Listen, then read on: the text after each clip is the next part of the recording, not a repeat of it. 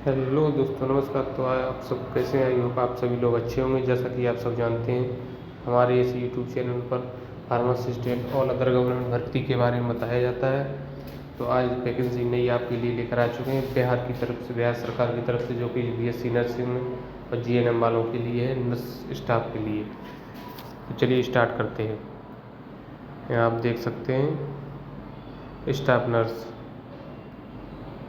बिहार सरकार की तरफ से स्टाफ नर्स पद है। पद नाम स्टाफ नर्स के लिए जीएनएम कैंडिडेट एलिजिबल होगा, बीएससी नर्सिंग एलिजिबल होगा।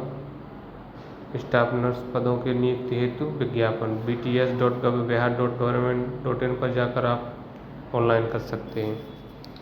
और हमारे इस यूट्यूब चैनल को ज़्यादा से ज़्यादा शेयर करें, लाइक करें, सब्सक्राइब करें। और पूरा वीडियो जानकारी लेने के लिए लिंक पर क्लिक करें। थैंक यू, धन्यवाद, राम राम।